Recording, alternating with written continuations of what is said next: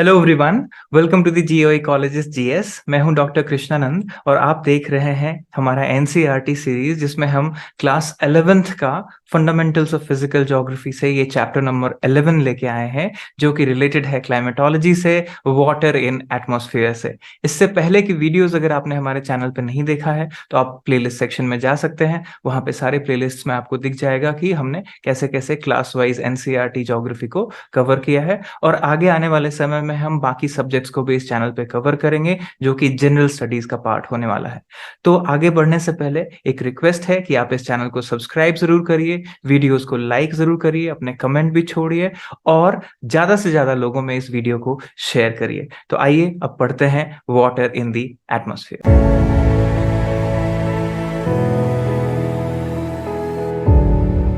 तो जैसा कि आप देख सकते हैं, यह है हमारा चैप्टर नंबर 11 और टाइटल है वाटर इन द एटमॉस्फेयर।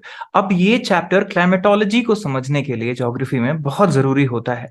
क्यों होता है? क्योंकि वाटर एक ऐसा कंपोनेंट है जो पूरे क्लाइमेट सिस्टम को रेगुलेट करता है। आपने वाटर साइकिल कब से पढ़ा है? आप ध्यान दीजिए, स्कूल डेज से ही आपने शुरुआत से ही वाटर साइकिल, हाइड्रोलॉजिकल साइकिल की बात की। अब वाटर एक ऐसी चीज है जिसका प्रॉपर्टी, दोनों प्रॉपर्टी, फिजिकल प्रॉपर्टी और केमिकल प्रॉपर्टी, दोनों बड़ा इंपॉर्टेंस रखता है। अब एक बेसिक चीज क्या है कि वाटर जो है वो हीट को एब्जॉर्ब करता है और उसमें क्लाउड फॉर्मेशन होती है और बारिश होती है और एक पूरा प्रोसेस रेगुलेट होता है।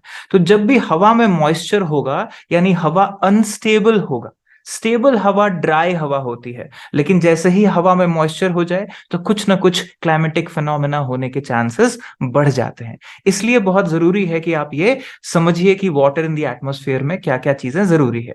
तो सबसे पहला चीज आप देखेंगे कि आपने ऑलरेडी जो वाटर वेपर के बारे में और कंपोनेंट्स ऑफ एटमॉस्फेयर के बारे में पिछले लेक्चर्स में पढ़ा है। तो कंटिन्यू करते हैं कि यहां लिखा है it varies from 0 to 4% by volume of the atmosphere and plays an important role in weather phenomena. तो कोई भी वेदर फिनोमेना को अगर आपको जानना है अच्छे से, तो आपको ये कंपोनेंट को समझना बहुत जरूरी है। और वाटर जो है वो गैसियस, लिक्विड एंड सॉलिड तीनों फॉर्म्स में है हमारे पास। तो इसमें आप देखेंगे सारे के सारे वाटर बॉडीज से लेके जितने भी आपके प्लांट्स हैं वो सारे इस हाइड्रोलॉजिकल साइकिल में इन्वॉल्व हैं। तो continuous exchange of water from atmosphere, oceans and continents through process of evaporation, transpiration, condensation और प्रेसिपिटेशन, ये जो चार प्रोसेस है, ये चार पिलर्स है हमारे हाइड्रोलॉजिकल साइकिल के, वो बड़ा जरूरी है। और ये पूरे वेदर को, पूरे क्लाइमेट को, धरती को रेगुलेट करता है। टेम्परेचर डिस्ट्रीब्यूशन में, हवाओं के मूवमेंट में बड़ा इंपॉर्टेंट रोल प्ले करता है। तो आप देखेंगे यहां पे और क्या दिया गया है कि water vapour present in air is called humidity. तो अक्सर आप सुनते होंगे ह्यूमिडिटी बढ़ गई है या ह्यूमिड कंडीशंस बढ़ गया है तो पानी, बारिश होने के चांसेस ज्यादा है। तो actual amount of water vapour present in atmosphere जो उस समय पे उस जगह पे होता है उसको हम लोग बोलते हैं एब्सोल्यूट ह्यूमिडिटी। मतलब उस समय पे वहां पे जितनी ज्यादा मॉइस्चर है, उस टोटल मॉइस्चर को हम बोलेंगे एब्सोल्यूट ह्यूमिडिटी। और इसका जो हम वेट लेते हैं वो है weight of water vapour per unit volume of air. मतलब एक यूनिट वॉल्यूम ऑफ एयर में कितना मॉइस्चर प्रेजेंट है, ये इसका मेजरमेंट है। तो आगे आप देखिए कि ability of air to hold water vapour depends entirely upon its temperature. ये बात को ध्यान रखिएगा कि जब भी वाटर का टेम्परेचर बढ़ेगा तो उसकी टेंडेंसी वाटर वेपर को एब्जॉर्ब करने की, वाटर वेपर क्रिएट करने की और ज्यादा बढ़ेगी। मतलब हवा का टेम्परेचर जब भी ज्यादा होगा तो उसमें वेपर के होने के चांसेस बढ़ जाएंगे। तो देखेंगे आप एब्सोल्यूट टेम्परेचर जो है एब्सोल्यूट ह्यूमिडिटी के साथ वेरी करता है।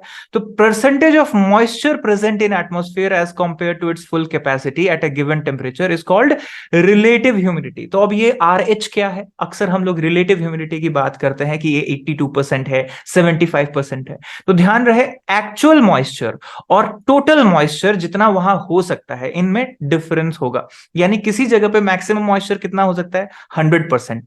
लेकिन अगर ये 82% है तो ये क्या होगा? ये रिलेटिव ह्यूमिडिटी है, यानी 18% मॉइस्चर और बढ़ने के चांसेस हैं या और एकोमोडेट हो सकता है, लेकिन एक्चुअल में 82% ही है। तो ये जो कंपैरिजन हम करते हैं फुल कैपेसिटी के साथ, तो हम बात करते हैं रिलेटिव ह्यूमिडिटी की। तो ये चीज बहुत जरूरी है। और change of air temperature, capacity to retain moisture increases and decreases, the relative humidity is also affected. तो इसका मतलब रिलेटिव ह्यूमिडिटी जो है वो हमेशा अफेक्टेड होता रहता है टेम्परेचर के रेगुलेशन फ्लक्चुएशंस के साथ, लोकेशंस बदलने से, ओशनिक एरिया में, लैंड एरिया में, कोस्टल एरियाज में, हर जगह पे ये अलग अलग मिलेगा आपको।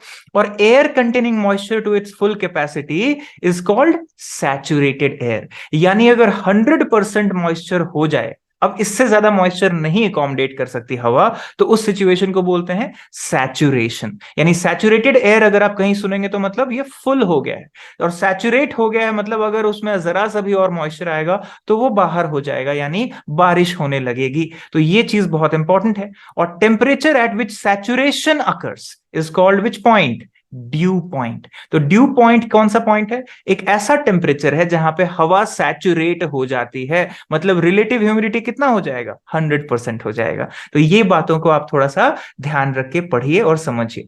अब आते हैं प्रोसेसेस में, देखते हैं कि क्या क्या चीजें हैं। तो एवेपोरेशन और कंडेंसेशन दो ऐसे प्रोसेस हैं जो इसको रेगुलेट करता है। तो आपने अक्सर इस बात को सुना होगा कि एवेपोरेशन होता है, फिर क्लाउड फॉर्मेशन होता है, फिर क्लाउड कंडेंस करता है और बारिश होती है। तो यही पूरा का पूरा जो प्रोसेस है। अब इसमें कुछ शब्द हैं जो एनसीईआरटी में दिया गया है और बहुत इंपॉर्टेंट है, जिसमें एक है लेटेंट हीट ऑफ वेपोराइजेशन। ये लेटेंट हीट क्या है? लेटेंट वर्ड आता है हिडन से, यानी ये छुपा हुआ हीट है। यानी एक ऐसा टेम्परेचर है जिसपे लिक्विड जो है वो वेपर में कन्वर्ट होता है और वो एब्जॉर्ब कर लेता है हीट को, और वो हीट उसके मॉलिक्यूल्स के अंदर छुपा हुआ होता है। उस हीट को बोलते हैं हम लोग लेटेंट हीट ऑफ वेपोराइजेशन। तो लेटेंट हीट ऑफ वेपोराइजेशन बड़ा ही इंपॉर्टेंट रोल प्ले करता है हमारे अनस्टेबिलिटी और स्टेबिलिटी ऑफ एटमॉस्फेरिक कंडीशन में, साइक्लोन्स के लिए बहुत इंपॉर्टेंट होता है। तो increase of temperature increases water absorption and retention capacity of given parcel of air. और ये चीज जो है ये ध्यान रखने की जरूरत है कि ये जो पार्सल ऑफ एयर हम बोलते हैं, यानी एक जगह पे जो कॉन्सेंट्रेशन ऑफ एयर है उसको पार्सल ऑफ एयर बोला जाता है। तो यहां पे ध्यान रहे कि जब पार्सल ऑफ एयर जो है उसका टेम्परेचर आप बढ़ाएंगे तो वो क्या करेगा? मॉइस्चर को एब्जॉर्ब करेगा, साथ में मॉइस्चर क्या लेके आएगा? हीट एब्जॉर्ब हो जाएगा उसके अंदर। और वही हीट ऊपर जब हवा उठेगी, गर्म हवा मॉइस्चर को लेके, तो धीरे धीरे ठंडी होगी और वो कंडेंस होगा। और जब कंडेंस होगा तो वही हीट क्या करेगा? बाहर निकलेगा और फिर से उस सिस्टम का हीट को बढ़ा देता है। इससे क्या होता है? और ज्यादा हवा ऊपर उठती है और क्लाउड फॉर्म होता है और बारिश और ज्यादा इंटेंस होता है। ऐसा आपने थंडर स्टॉर्म्स में, साइक्लोन्स में देखा होगा। इसीलिए ये लेटेंट हीट जो है वो बड़ा ही इंपॉर्टेंट रोल प्लेयर है। अब इसमें एक और शब्द दिया गया है, सब्लिमेशन। अब देखिए क्या है कि excess water vapour condenses into liquid form. If it is directly condensing into solid form तो इसको बोलेंगे सब्लिमेशन। यानी अगर क्लाउड बना, इससे लिक्विड फॉर्म में चीजें नहीं आके सीधे सॉलिड फॉर्म में आ गई, हेल स्टोन्स हो गया या स्नो बन गया या आइस क्रिस्टल्स बन गया, इस प्रोसेस को हम बोलेंगे सब्लिमेशन। और इसका ठीक ऑपोजिट क्या होगा? अगर सॉलिड फॉर्म से डायरेक्टली गैस में कन्वर्ट हो जाए तो इसको डीसब्लिमेशन बोलते हैं या रिवर्स सब्लिमेशन बोलते हैं। ये बातों को आप ध्यान में रख सकते हैं। तो इसके लिए क्या जरूरी है? एक शब्द है हाइग्रोस्कोपिक कंडेंसेशन न्यूक्लियाई। ये क्या है कि फ्री हवा में कंडेंसेशन रिजल्ट करता है कूलिंग में, और उसके बाद क्या होता है? यहां पे स्मॉल पार्टिकल जो हवा के अंदर होती है वो न्यूक्लियाई का, वो एक बेस का काम करती है, उसको प्रेसिपिटेट करने के लिए एक बेस प्रोवाइड करती है उसके ऊपर जमने के लिए। अब ये क्या है? तो इसको देखिए, dust, smoke, salt from the ocean, ये बहुत अच्छे न्यूक्लियाई माने जाते हैं। लेकिन जब यही न्यूक्लियाई हवा में बढ़ जाए तो क्या होगा? तो फिर पोल्यूशन हो जाता है। इसीलिए नेचुरल वे में जितना भी है ये एयर में डस्ट पार्टिकल, वो एसेंशियल है बारिश होने के लिए, राइट। और कंडेंसेशन को अगर आप देखेंगे तो ये बहुत चीजों से इन्फ्लुएंस होता है। जैसे आप देख सकते हैं यहां पे कौन कौन से फैक्टर दिए गए हैं। तो temperature of the air is reduce to dew point within its volume remaining constant. तो ये पहला चीज है। दूसरा क्या है? When both volume and temperature are reduced और moisture is added to the air through evaporation. इन तीनों केसेस में कंडेंसेशन होगा। तो आपको ध्यान रखना ये जरूरी है कि फेवरेबल कंडीशन क्या होगा? जब टेम्परेचर डिक्रीज होता है। ये सबसे कॉमन फिनोमेना है। यानी आपने अगर एयर को पढ़ा है और एटमॉस्फेयर को पिछले लेक्चर में, तो ध्यान रहे जैसे जैसे हम ऊपर जाते हैं तो टेम्परेचर क्या होता है? घटता है। यानी अगर ग्राउंड पे 30 डिग्री है तो ऊपर जाके हवा का टेम्परेचर 20 डिग्री हो जाता है। इसको हम लोग बोलते हैं लैप्स रेट। और हवा का टेम्परेचर अगर कम होगा तो कंडेंसेशन होगा। तो यही पूरा प्रोसेस जो है वो चलता है। और इसी में आप देखेंगे कंडेंसेशन अलग अलग फॉर्म्स में होता है। कहीं ड्यू होता है, कहीं फ्रॉस्ट होता है, कहीं फॉग होता है और क्लाउड फॉर्मेशन होता है। तो ये मेजर 4 चीजें हैं जो कि कंडेंसेशन के फॉर्म्स हैं। तो एक एक करके इनको देखिए। ड्यू क्या है? अब ये कहा गया है कि when moisture is deposited in the form of water droplets, कहां पे ड्रॉपलेट्स डिपॉजिट होती है? Cooler surfaces of solid objects. तो आपने देखा होगा इसको हम बोलते हैं ड्यू। जब ये स्टोन्स पे, ग्रास ब्लेड्स पे, प्लांट के लीव्स पे जो पानी जमा हो जाता है, आप सुबह सुबह उठते हैं और पैदल चलते हैं तो ये ड्यू होता है। आपने क्रिकेट मैचेस में देखा होगा कि ड्यू जो है वो अफेक्ट करता है ग्राउंड कंडीशंस को। तो आइडियल कंडीशंस क्या है ड्यू फॉर्मेशन के लिए? तो ये ध्यान रखने की जरूरत है। Clear sky, calm air, high relative humidity, cold and long nights, इन सारे फैक्टर्स की वजह से ड्यू फॉर्मेशन होता है। और इसके लिए नेसेसरी क्या है कि ड्यू पॉइंट जो है वो फ्रीजिंग पॉइंट से एबव होना चाहिए, नहीं तो क्या होगा, वो जम जाएगा। तो फ्रीजिंग पॉइंट से ठीक एबव वाला टेम्परेचर चाहिए इसके लिए, ड्यू फॉर्मेशन के लिए। अगला क्या है? फ्रॉस्ट। आपने देखा होगा कि कोल्ड सर्फेसेस पे जब ये कंडेंसेशन फ्रीजिंग पॉइंट पे चला जाता है तो यही फ्रॉस्ट बन जाता है, तब उसको ड्यू नहीं कहते। तो फ्रॉस्ट में माइन्यूट आइस क्रिस्टल्स क्रिएट हो जाते हैं वाटर ड्रॉपलेट्स के। और अपने पौधों के ऊपर, अगर हम पहाड़ों में देखा होगा, सुबह सुबह बर्फ सी जम जाती है, वो फ्रॉस्टिंग होता है। तो फ्रॉस्ट जो होता है वो आपको बिलो फ्रीजिंग पॉइंट होता है, ये ध्यान रखने की जरूरत है। अब फॉग और मिस्ट दो ऐसी चीजें हैं जिसमें बहुत कंफ्यूजन कई बार लोगों को होता है। कहीं पे बोल देते हैं फॉग है, कहीं पे बोल देते हैं मिस्ट है, तो ये दोनों क्या है? तो इसको देखिए कि फॉग जो है वो नियरली एक क्लाउड की तरह ही है, ठीक है, जो कि ग्राउंड के नियर फॉर्मेशन है, राइट। और यहां पे विजिबिलिटी को ये बहुत इफेक्ट करता है। विंटर्स में आप देखते हैं फॉगी कंडीशन बढ़ जाता है तो हाईवेज पे ट्रैफिक में प्रॉब्लम्स होती हैं। तो अर्बन और इंडस्ट्रियल सेंटर में स्मोक इसमें मिल जाता है तो स्मॉग बन जाता है, आप देखेंगे, राइट। तो ये सारी बातें यहां कही गई है। इसके अलावा मिस्ट एक चीज है जो कि ध्यान रखने की है कि जब एक्सेसिव मॉइस्चर हो जाए हवा के अंदर तब उसको मिस्टी कंडीशन बोलते हैं। यानी फॉग जो है वो नॉर्मल कंडीशन है जब हवा में मॉइस्चर है और वो जमीन के आसपास है, लेकिन अगर वो बहुत ज्यादा मॉइस्चर रिटेन कर ले तो वो फॉग नहीं, वो मिस्ट कहलाता है। अक्सर माउंटेन्स में, फॉरेस्ट में आपको देखने को मिलेगा मिस्टी कंडीशन। तो फॉग जो होता है वो ड्राई होता है मिस्ट के अपेक्षा, उसकी तुलना में। ये बात ध्यान रखने के लिए है। तो मिस्ट में ज्यादा मॉइस्चर होगा और फॉग में कम मॉइस्चर होगा। तो फॉग को कई बार मिनी क्लाउड भी कह देते हैं। और ये जब डस्ट, स्मोक और सॉल्ट पार्टिकल्स के ऊपर जमा होता है, जो न्यूक्लियाई इसको चाहिए, तो ये ग्राउंड के आसपास ये हैंगिंग स्टेज में रहता है, लटका हुआ रहता है, और ये हमारे विजिबिलिटी को बहुत ऑब्सक्योर करता है, राइट। और सबसे इंपॉर्टेंट फॉर्म है जो हमारा क्लाउड्स है। तो जब भी आप वाटर इन एटमॉस्फेयर पढ़ेंगे तो क्लाउड सबसे बड़ा फिनोमेना है, सबसे इंपॉर्टेंट है। और क्लाउड जो है वो क्या होता है? Mass of minute water droplets और tiny crystals of ice formed by condensation. और क्लाउड्स का जो फॉर्मेशन है वो, उसकी हाइट जो है वो थोड़ी सी ज्यादा है। यानी फॉग तो ग्राउंड के नजदीक होता है, मिस्ट तो ग्राउंड के नजदीक होता है, बट क्लाउड का फॉर्मेशन नहीं होता वहां। क्लाउड का फॉर्मेशन थोड़ा सा हायर ऑल्टीट्यूड पे होता है। तो हाइट के अकॉर्डिंग इनके अलग अलग फैमिलीज हैं। तो हाइट, डेंसिटी, ट्रांसपेरेंसी, इनके आधार पे क्या किया गया है? ग्रुपिंग कर दी गई है क्लाउड्स की। इसी को क्लाउड क्लासिफिकेशन कहते हैं। तो कौन कौन से क्लाउड्स हैं? साइरस क्लाउड, सबसे ऊपर वाले क्लाउड्स, फिर क्यूमुलस आता है, फिर स्ट्रेटस आता है, और सबसे नीचे वाले क्लाउड्स, डार्क क्लाउड्स को निम्बस क्लाउड्स कहते हैं। और अब इसको आप एक एक करके देखते हैं। तो साइरस क्लाउड जो होता है, आपने देखा होगा जब बहुत क्लियर स्काई हो और मून हो स्काई में, तो बहुत छोटे छोटे छोटे छोटे मून के इर्द गिर्द जो आपको दिखते हैं, एक्चुअली मून के इर्द गिर्द नहीं होते हैं, बट वो विजिबल होता है मून लाइट में, जिसका फेदरी अपीयरेंस होता है। तो अब देखिए 8,000 से 12,000 मीटर ऊपर ये क्लाउड्स होते हैं, और ये जनरली कोई बारिश नहीं करते, व्हाइट कलर के होते हैं। अब क्यूमुलस क्लाउड्स उसके नीचे वाले हैं, जिनको कॉटन वुल क्लाउड्स बोलते हैं। आपने ऐसे कॉटन शेप के, ऐसे वुलन शेप के क्लाउड्स फ्लोट करते हुए देखे होंगे।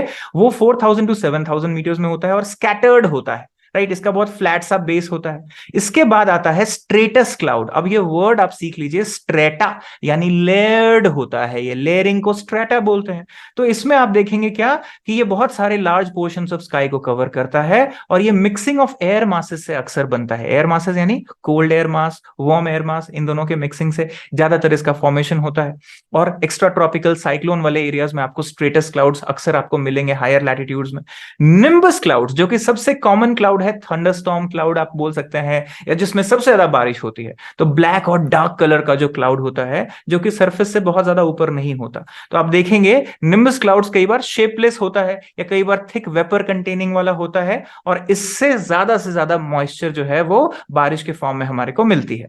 तो कॉम्बिनेशन जो है ये 4 बेसिक टाइप का, वो भी बहुत इंपॉर्टेंट है। मतलब क्या? कि एक फैमिली ऑफ क्लाउड दूसरे फैमिली ऑफ क्लाउड के साथ मिक्स करती है तो उसके नेम थोड़े से बदल जाते हैं। तो इसको हम लोग ऑल्टीट्यूडनली देखेंगे तो हाई क्लाउड्स में क्या क्या आएगा, साइरस फैमिली का, साइरस, साइरोस्ट्रेटस यानी साइरस प्लस स्ट्रेटस और साइरस प्लस क्यूमुलस। तो साइरस, साइरोस्ट्रेटस, साइरोक्यूमुलस हो गया। फिर मिडिल लेयर क्लाउड्स में आ गया alto, alternate, alternate stratus, alternate cumulus. और लो लेवल क्लाउड्स में स्ट्रेटो क्यूमुलस, निम्बो स्ट्रेटस। ये स्ट्रेटस और क्यूमुलस का मिक्सचर और स्ट्रेटस और निम्बस का मिक्सचर। तो ये जो है ये फैमिली ऑफ क्लाउड्स का क्लासिफिकेशन जो है आप इसको लिख के रख सकते हैं और समझ सकते हैं। लेकिन सबसे बड़े क्लाउड्स कौन से क्लाउड होंगे, तो क्यूमुलस और क्यूमुलो निम्बस। आप जब क्लाउड बर्स्ट वगैरह देखते हैं होते हुए तो जो सबसे ह्यूज क्लाउड होता है उसको thunderstorm cloud, cyclonic cloud, cumulo nimbus cloud कहा जाता है। ये सब बातें आप थोड़ा सा लिख के रख सकते हैं अपने लिए।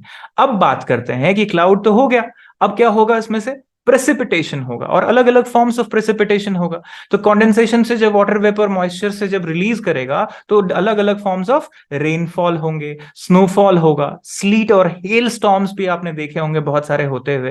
तो स्लीट क्या है, फ्रोजन रेन ड्रॉप्स है, रीफ्रोजन मेल्टेड स्नो वाटर है, जो कि बहुत सारे एरियाज में जब होता है, स्लीट होता है, हेल स्टोन होता है तो हमारे क्रॉप्स को भी खराब करता है। और इसमें एक शब्द है हेलस्टोन, जिसको आप मत भूलिए क्योंकि हेलस्टोन आजकल बहुत कॉमन हो गया है और क्लाइमेट एक्सट्रीम्स की वजह से, क्लाइमेटिक चेंजेस की वजह से बहुत जगह पे आप देखेंगे ये हेल स्टोन्स की वजह से क्या होता है, हमारा जो क्रॉपिंग पैटर्न है उसको इफेक्ट होता है। राइट, अब बात करते हैं रेनफॉल की। तो टाइप्स ऑफ रेनफॉल में अगर आप देखेंगे तो लिखा गया है कन्वेक्शनल, ओरोग्राफिक एंड साइक्लोनिक या फ्रंटल। तो एक एक करके समझिए। कन्वेक्शनल क्या है, इसमें process of evaporation and condensation convection आधारित होगा। कन्वेक्शन का मतलब हॉट एयर जब मॉइस्चर लेके ऊपर उठती है, ठंडी हो जाती है और फिर से क्या करती है, इसको बारिश करके नीचे, तो ये एक लूप क्रिएट होता है, इसको कन्वेक्शन साइकिल बोलते हैं। तो ये कन्वेक्शन जो होता है इससे क्यूमुलस क्लाउड या क्यूमुलोनिम्बस क्लाउड फॉर्म होता है और ह्यूज लाइटनिंग और थंडरस्टॉर्म के साथ घंटे भर में बारिश हुई और खत्म हो गई। ये अक्सर आपने देखा होगा कोस्टल एरियाज में बहुत कॉमन है कन्वेक्शनल रेनफॉल, या ट्रॉपिकल एरियाज में बहुत कॉमन है, इक्वेटोरियल एरियाज में बहुत कॉमन है। Right, interior of the continents में भी कई बार आपको ऐसे क्लाउड्स देखने को मिलते हैं। अब बात करते हैं दूसरा जो फॉर्म है ओरोग्राफिक। ओरो वर्ड जो है ये मतलब माउंटेन्स के लिए होता है। तो हिल्स या माउंटेन्स पे अगर बारिश वाली हवा ऊपर उठ जाए और यहां पे क्लाउड हो जाए तो ये जो बारिश होती है इसको हम बोलते हैं ओरोग्राफिक रेनफॉल। अब ओरोग्राफिक रेनफॉल में चीफ कैरेक्टरिस्टिक क्या है कि ये विंडवर्ड स्लोप पे, जिधर से हवा चल रही है उस स्लोप पे ज्यादा बारिश करती है, दूसरे साइड ड्राई एयर ही होता है, यानी ये लीवार्ड साइड हो जाता है। तो स्लोप बहुत जरूरी है इसके होने के लिए। तो area situated on leeward side जो है उसको कम बारिश मिलती है, यहां ड्राइनेस हो सकता है, डेजर्टिक कंडीशन हो सकता है, और इसको कई बार रेन शैडो एरिया भी बोलते हैं। तो ये चीज को हम लोग कई बार रिलीफ रेनफॉल भी बोल देते हैं। तो ओरोग्राफिक रेनफॉल बोलिए या रिलीफ रेनफॉल बोलिए, ये सब एक ही चीज है। अब आते हैं लास्ट में साइक्लोनिक रेनफॉल पे। तो साइक्लोन्स हमने पिछले लेक्चर में देखा था कि एक लूप जो है वो क्रिएट होता है, आई ऑफ साइक्लोन, यहाँ लो प्रेशर, और ये एक लूप क्रिएट होकर साइक्लोनिक रेनफॉल कंटिन्यूअसली होता रहता है। इसको फ्रंटल प्रेसिपिटेशन भी बोलते हैं जब एक्स्ट्रा ट्रॉपिकल साइक्लोन की बात करते हैं। तो ये सारा चीज है। और लास्ट में यहाँ पे डिस्ट्रीब्यूशन दिया गया है कि दुनिया में बारिश सबसे ज्यादा कहां होती है, उससे कम कहां होती है, सबसे कम कहां होती है। तो धरती पे रेनफॉल के पैटर्न्स जो है वो टेम्परेचर बेल्ट और प्रेशर बेल्ट के साथ साथ फ्लक्चुएट होता है, लैंड एंड ओशन के डिस्ट्रीब्यूशन के साथ साथ फ्लक्चुएट होता है, और डिस्टेंस फ्रॉम सी के साथ भी फ्लक्चुएट होता है। ये सारे प्रोसेसेस हमने पीछे भी बात की हुई है। तो आप देखेंगे सबसे ज्यादा बारिश इक्वेटोरियल एरिया में ज्यादा होगी, और पोलर एरियाज की तरफ जैसे जैसे आप जाएंगे तो बारिश कम होता जाता है, एक जनरल पैटर्न है।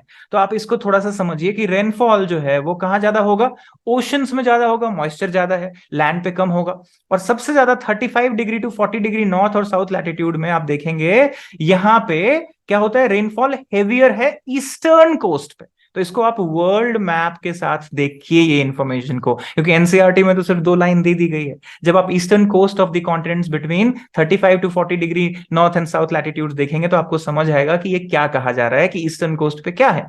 और 45 से 65 जो हायर लैटिट्यूड्स है उसमें आप देखेंगे अगर, तो वेस्टर्लीज जो हवा चलती है उसकी वजह से होता है ये, राइट। माउंटेन्स जहां पे कोस्ट के पैरेलल है, वहां पे आप देखेंगे रेन कहां पे होगा, कोस्टल प्लेन में रेन होगा, और दूसरी तरफ क्या होगा, लीवॉर्ड साइड हो जाएगा, वहां डेजर्टिक कंडीशंस क्रिएट होगा। आप साउथ अमेरिका में देखेंगे तो आपको डेजर्ट्स मिलेंगे, तो आप एटाकामा, पेटागोनिया डेजर्ट्स का एग्जाम्पल आप दे सकते हैं। इधर आप देखेंगे कि कई जगह पे वो ओशन करंट की वजह से भी चीजें बदलती है।